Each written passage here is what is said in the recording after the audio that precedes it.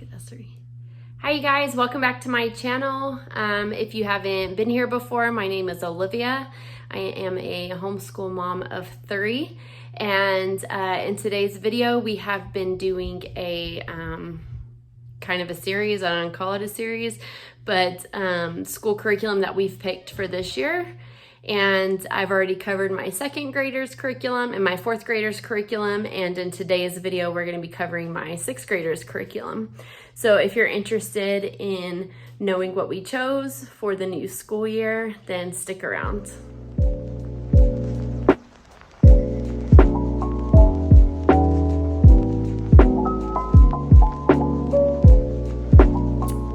Okay, so we're gonna get right into it. Today I'm gonna share my 6th graders curriculum that we picked for this year.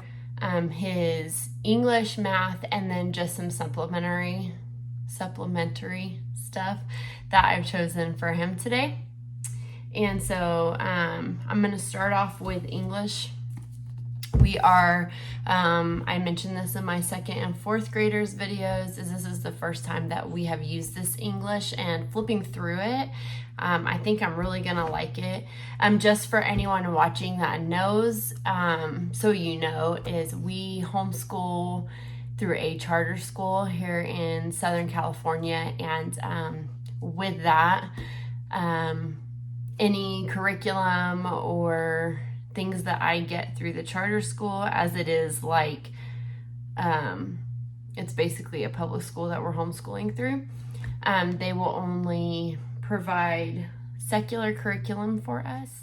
So though I prefer faith-based curriculum, this that you will see here is all secular curriculum, as that's what they will provide for us. So we do get to pick what curriculum we want to use within the bounds of what the school offers. So with that being said, this is the English we are going with this year. It's Voyage in English, and this is the 6th grade edition.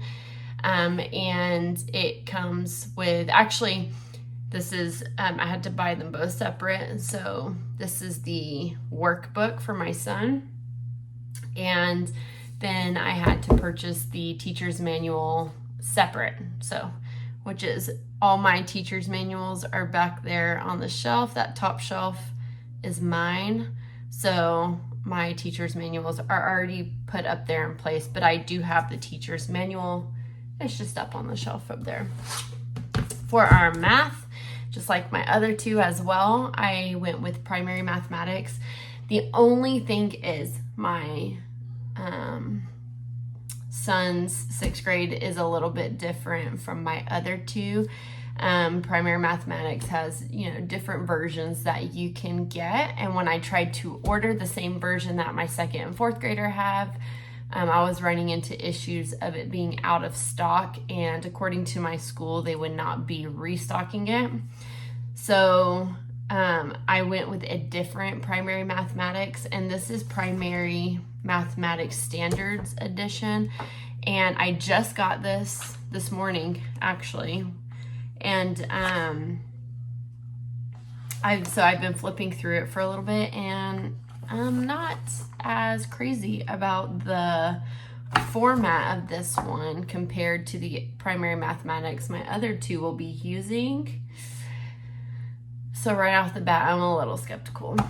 So we will see. But like the other primary mathematics that I picked for my other 2 kids, if you watched my other 2 videos with that last week, it does come in a 1st semester and a 2nd semester set. So I only got the 1st semester set to start with. Now here's the thing that right off the bat, I don't know that I'm going to like. This is the teacher's manual, which looks like any other standard teacher's manual. But this is the text and the workbook for my son. They're really little. And so as soon as I pulled them out of the box, I was like, I don't know about that.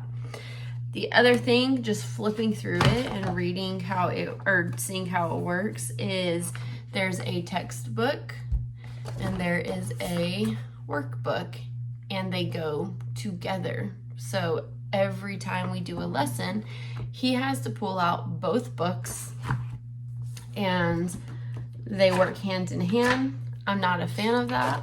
I think that's a little much to have to pull out 2 books to do each lesson. And so right here in my teacher's manual, it says the textbook is page 8 through 11, and the workbook will be page 5 through page 7 with that one lesson. So, I don't know if I'm going to like this too much, but I'm always down for giving something a shot for a little while and seeing if it proves me wrong. So I'm trying to see how it is, because when I open both of them up, they both look like workbooks. So I will show you the first. So like, here's the first page. There's not really any lesson or instruction. So maybe the lesson is fully in the teacher's book and I do it with him. This to me just is just the problems. Like, there's no, pre-lesson and then you do the problems after you do the lesson. So this is the textbook, right? And then this is the workbook. It's basically just 2 books with problems, but there's no actual explanation to the lesson. So maybe that's in the teacher's book, because I didn't go that in depth with it. But right off the bat, I'm a little skeptical. But this is what we went with. And so I guess we'll see how it goes. And if I'm not crazy about it, then we'll figure something out. But anyway, primary mathematics, and this is from Marshall Cavendish Education.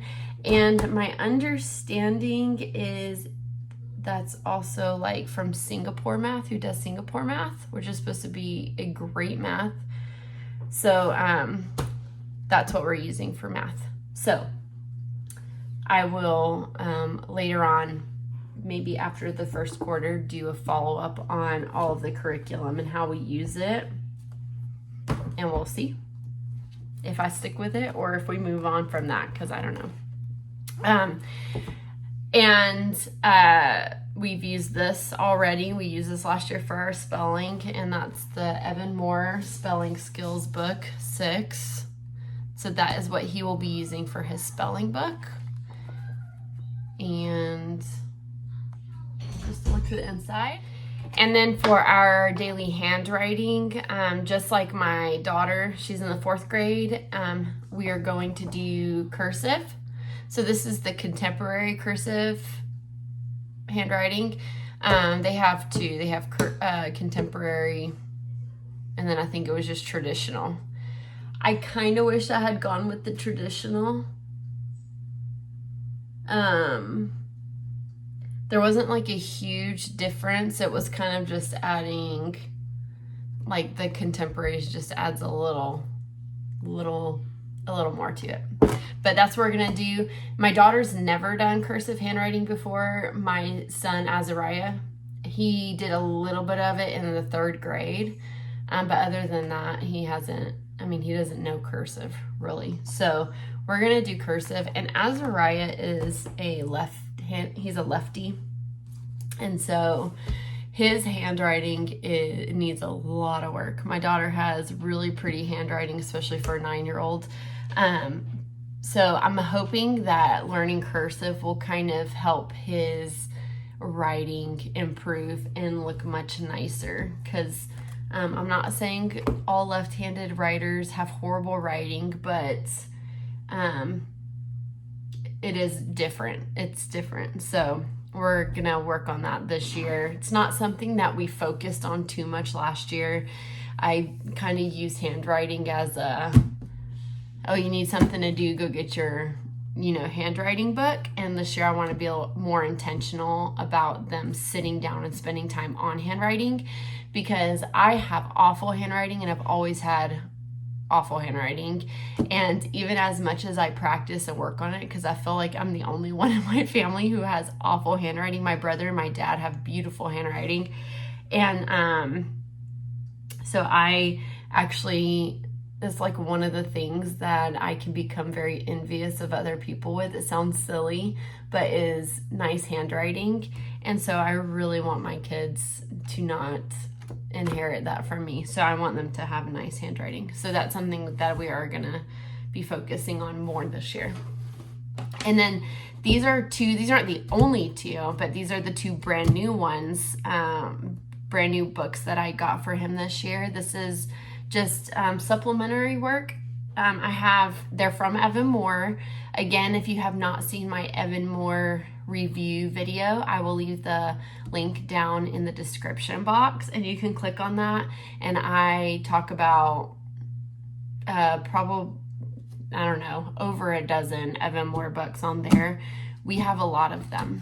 I don't think, yeah, I mean, I have some on the shelves back here, but then my kids have shelves in their desks, and they have a ton in their desks also.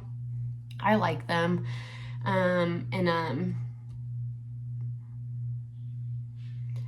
So I really like them. So we are going to use this one. And I went over this. My fourth grader is also doing this, but she's doing one that is appropriate for fourth grade. This is financial literacy. And this is for 6th through 8th grade. And so we will be doing this. It just teaches him about saving money, saving to buy stuff at a store, how to use a bank, and things like that. And so him and my fourth grader will be doing that. They have it for, they have it for each grade, all the way from 1st to 8th grade. And so I kind of thought maybe I would get one for my 2nd grader. And then I thought, I don't know, he's still quite young, so I don't know if it's really necessary for him to go through that yet. But I think it'll be great for Mother too. And then I also got this Top Student but for 6th grade, and it's just a supplemental workbook. I keep looking over here because I'm used to looking to the right at my camera, and it's actually to the left, so I apologize for the lack of eye contact. But this book has STEM, science, computer science, SEL, which is social and emotional learning, and social studies. And it's basically just a book to help keep you sharp.